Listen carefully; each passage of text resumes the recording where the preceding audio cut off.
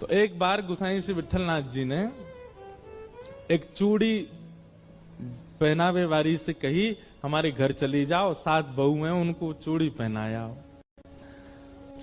लेकिन गुसाई श्री विठलनाथ जी ठाकुर जी को भी तो अपना लाला मानते हैं।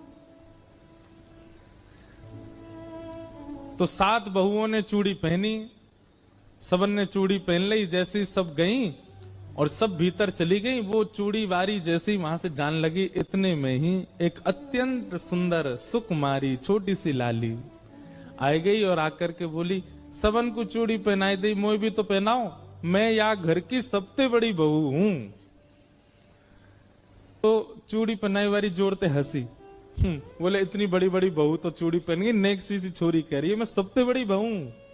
लेकिन उसकी रूप माधुरी को देख करके, उनके मुख की कांति को देख करके वो स्तब्ध रह गई।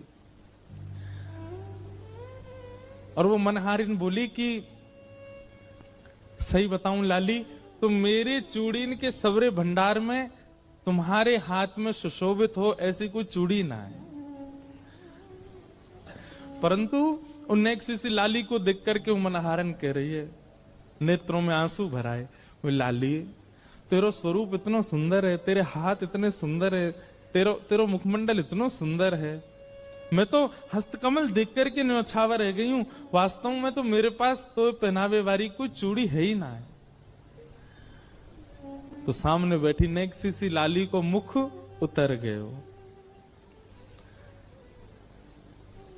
सबरी बहुवन ने चूड़ी पहन ली, मैं घर की सबसे बड़ी बहू, मैं बिना चूड़ी के कैसे रहूं। तो मनहारन बोली, लाली तू दुखी मत हो, एक काम कर, जेल तो इनमें तो जो अच्छी लग रही हो तू खुद ही चुन ले। इसी किशोरी जी अपने हाथन से चूड़ी निकाल रही हैं और निकाल के स्वयं नहीं पहननी, वाकू दे रही हैं, लो पहनाओ। और वाके हाथ से सुंदर चूड़ी पहन कर और छमछम करती लाली चली गई। गुसाई जी ने कही, सबरो धन ले जाइयो मोते, जितनी चूड़ी पहनावे। मनहारन गई और जाके बोली, महाराज पैसा दो।